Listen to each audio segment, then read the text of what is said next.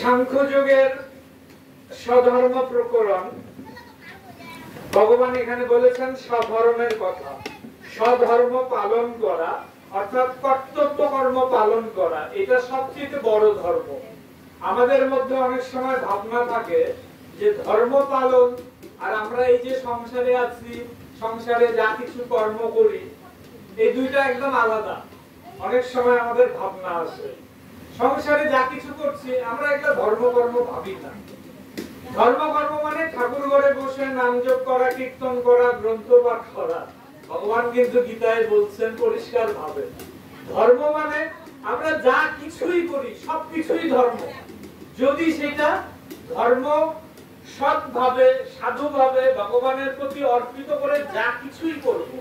এই জন্য গীতায় ভগবান অর্জুনকে বলেছেন যে অর্জুন, তুমি শয়ন করো, ভোজন করো, যা কিছুই করো আমাকে অর্পণ করে করো। প্রতিটা কর্মই ধর্মকর্ম হয় যদি আমরা প্রকৃত শাস্ত্র জ্ঞান লাভ করি, সৎভাবে সাধুভাবে আমরা যা কিছু কর্ম করব, প্রতিটা কর্মই ধর্ম হয়। গীতায় ভগবান তাই দেখি আমরা অর্জুনকে এত জ্ঞান প্রদান করলেন, সাংখ্যযোগ, কর্মযোগ, জ্ঞানযোগ, সন্ন্যাস যোগ, অভ্যাস যোগ, ভক্তি যোগ, মোক্ষ যোগ। শেষে গিয়ে বললেন, অর্জুন তুমি ক্ষত্রিয়, তোমার কর্তব্য কর্ম যুদ্ধ করা, যুদ্ধ ত্যাগ করা চলবে না। আমাদের ভারতবর্ষেও এক সময় দলে দলে মানুষ সংসার ত্যাগ করে সন্ন্যাসী হয়ে গেছেন। সংসারে থাকলে ধর্ম করা যাবে না, সবকিছু ত্যাগ করে চলে যেতে হবে। কিন্তু ভগবান গীতায় বলছেন না, এটা ত্যাগ না।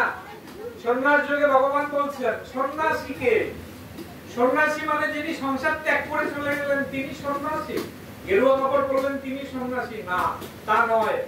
যিনি যেখানেই আছেন সেখানে থেকেই যদি আসক্তি, কামনা, বাসনা ত্যাগ করতে পারেন তিনি প্রকৃত সন্ন্যাসী। সংসারে থাকুন, যেখানেই থাকুন, যদি কামনা বাসনা তার ত্যাগ হয় নাই, শুধু গেরুয়া কাপড় পরে কিছু লাভ হবে না।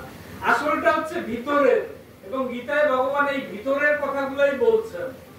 আমি যত কিছুই করি, যতই সাজগোজ করি, আমার ভিতরের যদি পরিবর্তন না হয়, ভক্তি যোগে ভগবান পরিষ্কার ভাবে বলছেন ভক্তের লক্ষণ কেমন হবে, সেই ভাবনাটা, সেই লক্ষণ যদি আমার ভিতরে জাগ্রত না হয়, ভগবান তো অন্তর্যামী, ভগবান আমার বাইরেরটা দেখে বিচার করবেন না, তিনি তো আমার অন্তরের প্রতিটা ভাবনা জানেন। তাই ভগবান সন্ন্যাস যোগেও বলছেন সন্ন্যাসী, সেখানে উদাহরণ দিয়েছেন রাজা জনক, সীতা দেবীর পিতা, সোনার সিংহাসনে বসে আছেন, সোনার মুকুট মাথায় দিয়ে আছেন। ভগবান বলছেন ইনি প্রকৃত সন্ন্যাসী, কোনো কিছুতে তার কোনো আসক্তি নাই। ভোগের মধ্যে থাকলেও কোনো ভোগ তাকে আকৃষ্ট করতে পারে নাই। শিঙি মাগুর মাছ যেমন কাদায় থাকে, গায়ে কোনো কাদা লাগে না, এইরকম সংসারে থেকেও যিনি সবকিছুতে অনাসক্ত, কোনো কিছুতে তার আসক্তি নাই, কিছুকে ধরে আঁকড়ে রাখেন না, তিনি প্রকৃত সন্ন্যাসী।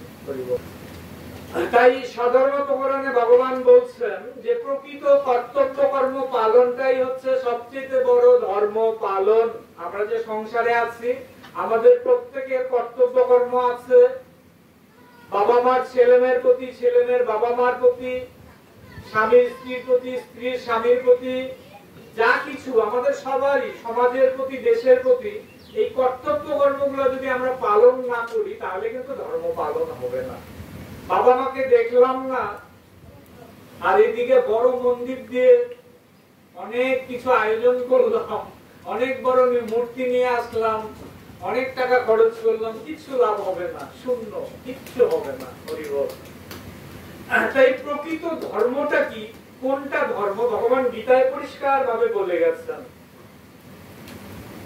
শ্রী ভগবান উবাচ সধর্মমপি চাবেক্ষা না বিকম্পিতং মহর্ষি ধর্মাদিহি যুদ্ধাশ্রয়া অন্যৎ ক্ষত্রিয়স্য ন বিদ্যতে यदिच्छया च उपपन्नम सर्गदारम अपवृतम सुखिना क्षत्रिया पार्थ लवन्ते युद्धमिदृशम।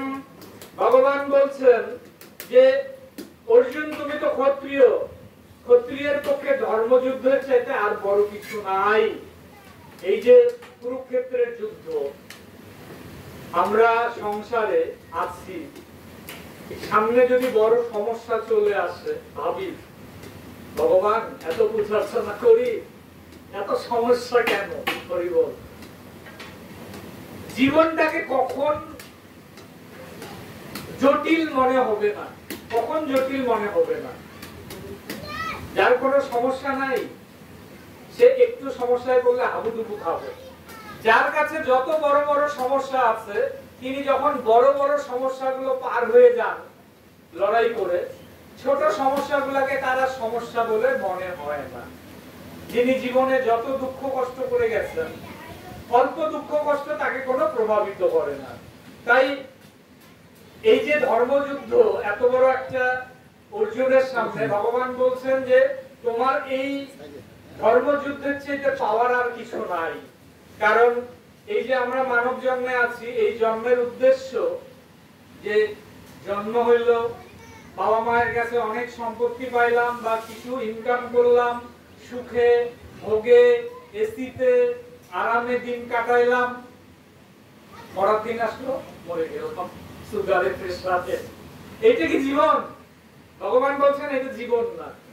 অল্প সময় বাঁচছি। সুকান্ত ভট্টাচার্য অল্প সময় ছিলেন, কিন্তু তার কথা আমরা এখনো মনে রাখছি। আবার অনেকে 100 বছর, কতজন বাঁচছেন, কার কথা কি মনে রাখে, কতজন চলে গেছেন। আমরাও এক সময় চলে যাব, আমাদের কথা কি স্মরণে রাখবো। তাই জীবনটা ভগবান বলছেন যে জীবনে যিনি প্রকৃত এমন কিছু কর্ম করেছেন তার জীবনটাই সার্থক। অর্জুন, তোমার সামনে এই যে যুদ্ধ, ধর্মযুদ্ধ, এর চেয়ে তার কল্যাণকর কিছু না। আমাদের জীবনটাই হচ্ছে কিছু উদ্দেশ্য পালনের জন্য, কিছু সৎকর্ম করার জন্য, খালি সুখে ভোগে কাটানোর জন্য নয়। তাই ভগবান বলেছেন অথচেত্তম ইমং ধর্মং সংগ্রামং ন করিষ্যসি ততঃ সধর্মং কীর্তিং চ হিতা পাপম অবাপ্স্যসি। ভগবান বলছেন তুমি যদি এই ধর্মযুদ্ধ না করো, অর্থাৎ স্বধর্ম থেকে সরে যাও, তাহলে তুমি পাপের ভাগী হবে। অর্জুন তো উপলক্ষ। আমরা কোন কুরুক্ষেত্রে আছি? আমরাও কিন্তু সংসারে একটা কুরুক্ষেত্রে আছি। ধর্মের পথে চলা, অধর্ম থেকে সরে থাকা, অধর্মের বিরুদ্ধে লড়াই করা, এটাই হচ্ছে কুরুক্ষেত্র।